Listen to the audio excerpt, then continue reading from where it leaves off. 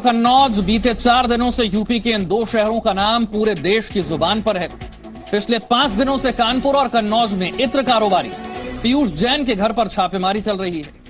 इस छापेमारी में करीब 250 करोड़ कैश बरामद हुआ है। आरोप है कि पीयूष जैन ने 50 करोड़ का टैक्स घपला किया। आज इस टैक्स चोरी के आरोप में पीयूष जैन को कानपुर की कोर्ट में पेश किया जाएगा। 50 घंटे से ज्यादा देर तक चली रेड में पीयूष जैन के काले धन की गुफा से न जाने कौन कौन से राज सामने आए। इससे पहले पीयूष जैन के कानपुर वाले घर से 150 करोड़ से ज्यादा का कैश बरामद हुआ।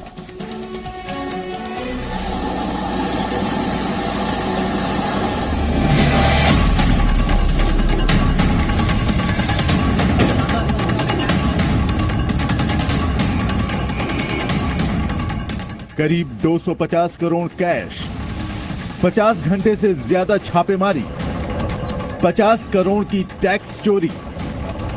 कानपुर से कन्नौज तक काले धन के खिलाफ चली रेड आखिरकार खत्म हो गई। सूत्रों के मुताबिक इस छापेमारी में टीम को करीब 250 करोड़ रुपए कैश मिला है। यही नहीं, रेड में पीयूष जैन के कन्नौज वाले पैतृक आवास से कई महंगी चीजें भी बरामद हुई हैं, जिनकी पड़ताल चल रही है। हालांकि इस छापेमारी में क्या क्या मिला है, इसे लेकर अब तक तस्वीर साफ नहीं है, लेकिन बताया जा रहा है कि पूरी छापेमारी के दौरान कैश के साथ साथ सोना चांदी भी मिला है। इन सामानों की जांच के लिए आज बैंक कर्मियों की एक टीम भी कन्नौज पहुंचने वाली है। अब ये जानकारी भले ही मीडिया को ना दी गई हो कि आखिर पीयूष जैन के घर से काले धन की कितनी बड़ी खेप बरामद हुई है, लेकिन नोट बांधने के लिए लाए रबर बैंड पूरी कहानी का एक छोटा सा ट्रेलर बता रहे हैं। करीब 250 करोड़ कैश घर में छिपाने वाला इत्र व्यापारी पीयूष जैन कन्नौज में इतनी सादगी से रहता था कि आसपास के लोगों को भनक ही नहीं पड़ी। लोगों को पता नहीं था कि उनके पास रहने वाले घर में करोड़ों का काला धन रखा हुआ है। कन्नौज के लोगों को यकीन नहीं हो रहा है कि उनके बीच में धन कुबेर जैसा पीयूष जैन भी मौजूद था। पीयूष जैन आमतौर पर लोगों से मिलता जुलता कम था, लोगों से बातचीत कम करता था, और जब वो कन्नौज की गलियों में चलता था तो कुछ इसी तरह के उसके पास एक अपना स्कूटर है, उसी स्कूटर से कन्नौज की गलियों में घूमा करता था। काफी पुराना स्कूटर है। पीयूष जैन के घर से करोड़ों कैश बरामद हुआ तो दूर दूर से लोग ये नजारा देखने पहुंचने लगे, क्योंकि उनके लिए तो ये किसी तमाशे से कम नहीं था।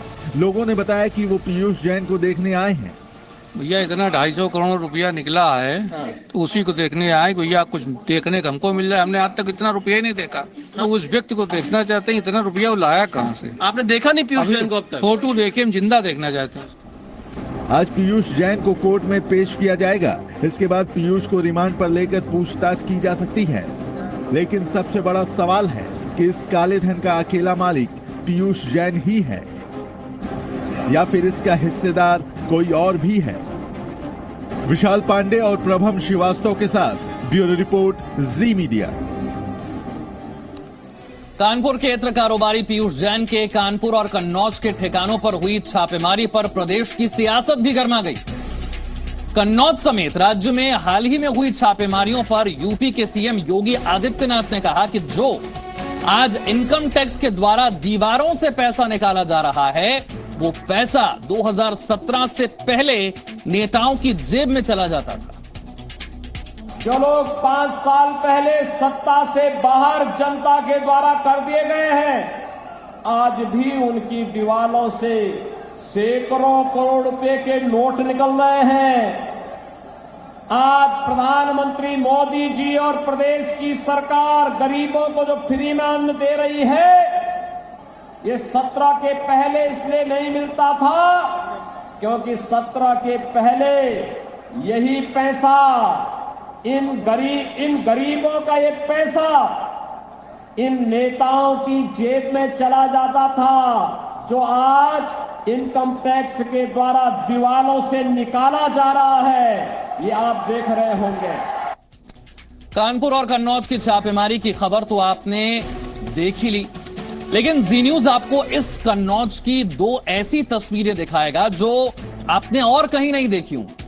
कन्नौज में हमारे रिपोर्टर विशाल पांडे की रिपोर्ट देखिए, आपको बताएगी कि काले धन के नाम पर न जाने कितने गरीबों का हक ये काले कुबेर अपने तहखानों और गुफाओं में छिपा कर रखते हैं। एक तरफ जहां करोड़ों का कैश मिल रहा है तो वहीं दूसरी तरफ पीयूष जैन के इस घर से चंद कदमों की दूरी पर ही एक दूसरी तस्वीर भी आपको जरूर देखनी चाहिए।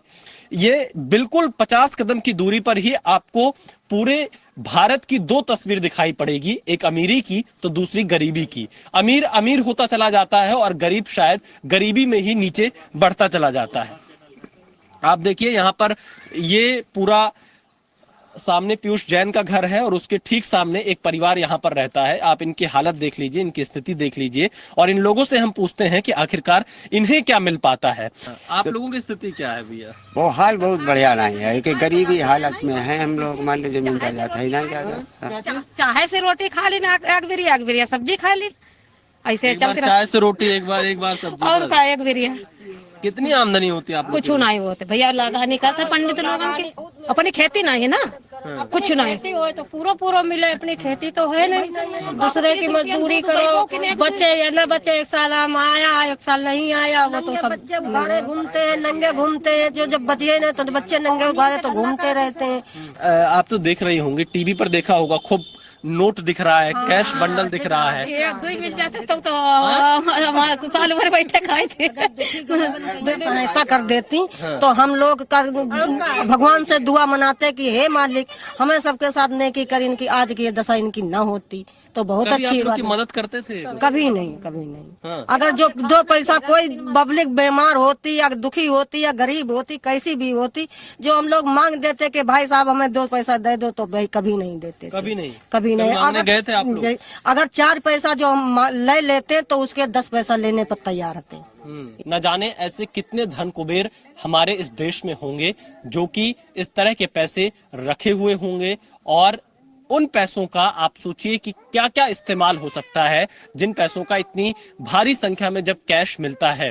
उन पैसों से इन गरीबों को पढ़ाई मिल सकती है, इनको घर मिल सकता है, इनके बच्चों को इलाज मिल सकता है, कपड़े मिल सकते हैं, तमाम तरह की सुविधाएं मिल सकती हैं। लेकिन आपको 50 कदम की दूरी पर ही दोनों तस्वीर